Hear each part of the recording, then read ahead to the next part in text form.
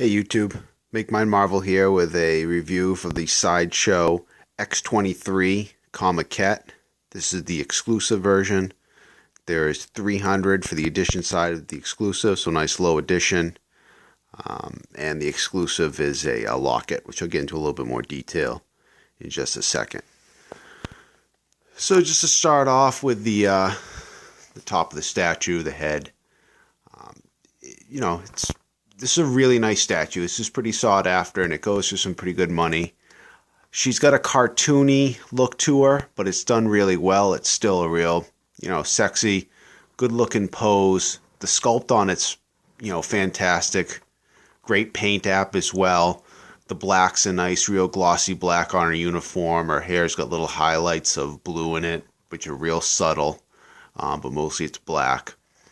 The eyes are spot on, too. There we go. Did a nice job with it. So for the exclusive part, that locket right there. Now the difference from the exclusive and the regular, this locket doesn't come on or off. So if you've got the exclusive, this is a permanent feature to the statue. And if you've got a regular, it's just not on the statue at all. And, there's nothing you can do about it. Meaning like, nobody's going to be selling the exclusive piece that you can just buy and put on your regular. It just doesn't work like that. It's a permanent fixture on the statue. The locket has a little backstory to it.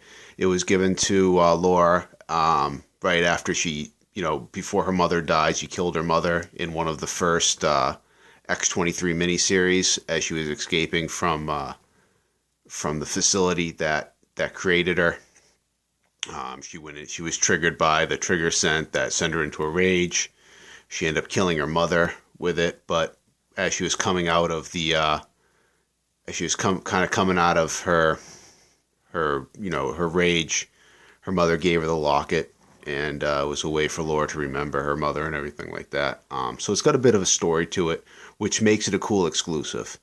Is the exclusive necessary? No, not at all. Not having the locket is not a big deal. It doesn't really add a ton to the character unless you're a big comic book fan and really like the backstory to it, and then it adds something to it. So for me, X-23 is one of my favorite characters in the Marvel Universe, so I really wanted to get the exclusive version of this because I really do enjoy having that little bit of comic history to her.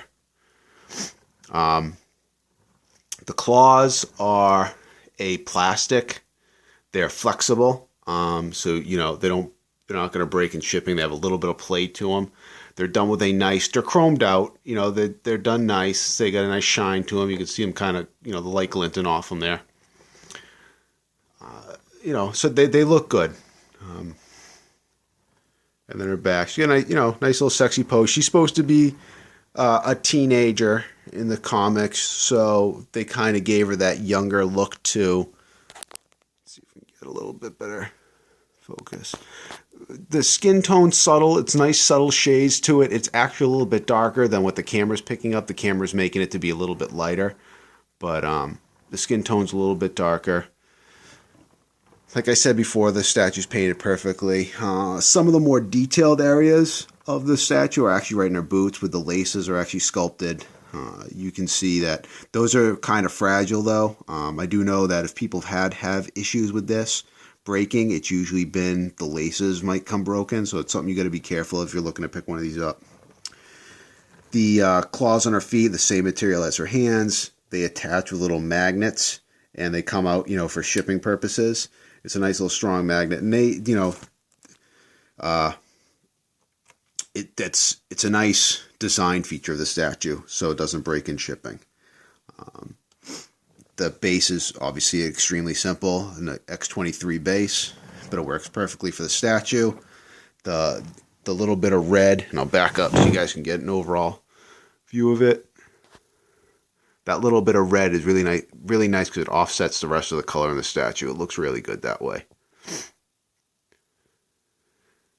Now, one of the other parts of the statue that you just need to be aware of, so her body and head are one piece, and her arms attached to the statue, via magnets, which is pretty normal. Except these magnets people have had problems with the magnets, actually the glue or whatever holds the magnets in sometimes falls off and the arm will fall off. It's an easy fix. You just have to, reattach the magnet with some super glue, but you definitely want to be careful about doing that. Or I should say, be careful that the arm doesn't fall off and break on you. Just something to be aware of.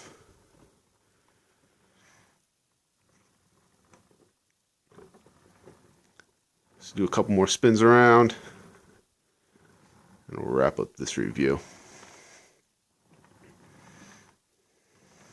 I should say, even though she's a comiquette, she, being fully sculpted, she's a quarter scale statue, so she goes perfectly in line with the other quarter scale. She's not a 1/5 scale comiquette like Sideshow used to do. So, real brief, in case anybody doesn't know, Sideshow used to distinguish the comiquette statues as anything fully sculpted, whether it was 1/4 scale or 1/5 scale.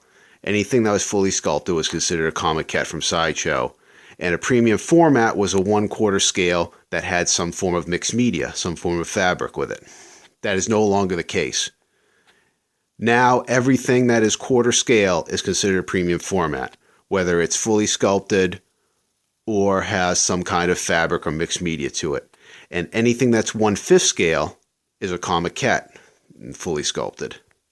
So that's the new difference. That's the new definition that Sideshow uses. Other things like a maquette, that can be, that's usually fully sculpted. Like for instance, the Sentinel's a maquette because the Sentinel is not 1/5 or 1/4 scale. The Sentinel's supposed to be a giant machine. So it's something out of scale that is no longer, that doesn't fit into the category of comiquette or premium format. Same thing with the, in the dark there, the Galactus, he's a maquette as well. So that's 1/5 scale, or those scales are a little off. And then you got something like the Wolverine legendary scale figure. Those are half scales, and you can see next to the quarter scale premium formats how much bigger the half scale Wolverine is. I don't even know really why I went into that, because that wasn't part of this review, but whatever, just in case anybody needs some clarification on it. Or I'm just full of shit, but whatever. All right, guys. Hey, have a great night. I'll talk to you later. Bye-bye.